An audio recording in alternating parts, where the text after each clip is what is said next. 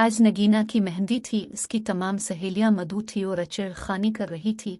जीजू तो तुम्हें देखकर पागल ही हो जाएंगे, बहुत प्यारी लग रही हो। देखो हमें भूल मत जाना, अरे शादी होने दो, देखना हमारा नाम तक भूल जाएगी। जीजू के साथ ही बात किया करेगी। शादी के बाद इसकी सहेलियां कहकी लगाकर हंस रही थी। चुल्लू हटो, मेरी बेटी ऐसी नहीं है कि किसी को भूल जाए। नगीना की वालिदा जो सारा माजरा देख और सुन रही थी, मुस्कुराती हुई नगीना के सर पे हाथ रखकर उसे दुआएं देने लगी। ये लम्हात कैमरे ने काबू कर लिए।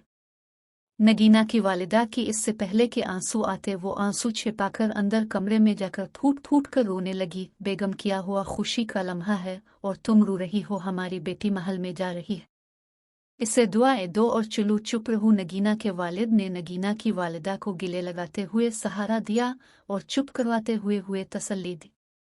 नगीना सुर्ख जूड़े में मिलबोसीन नजरों को झुकाए अब डोली का इंतजार कर रही थी।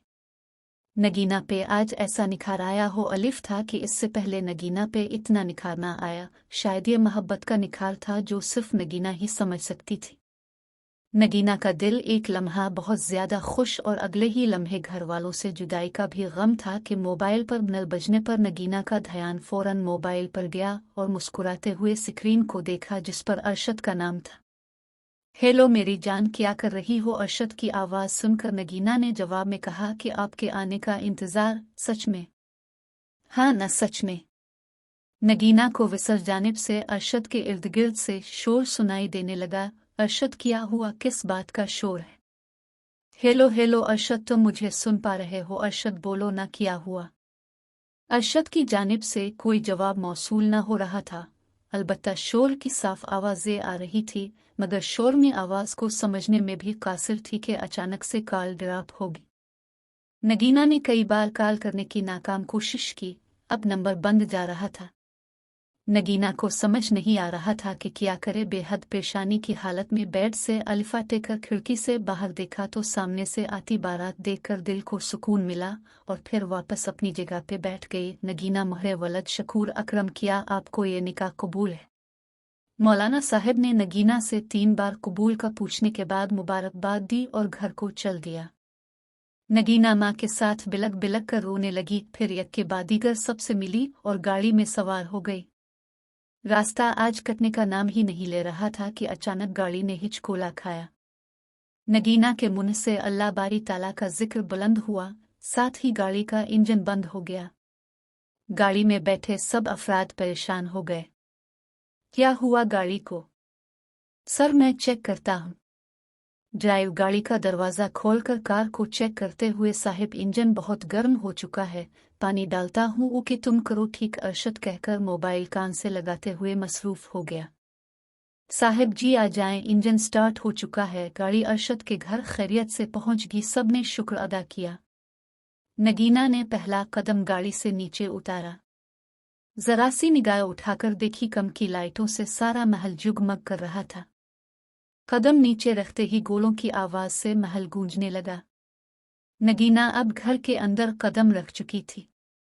अरशद के घर में इनके करीबी 2-4 खानदान के लोग ही आए थे।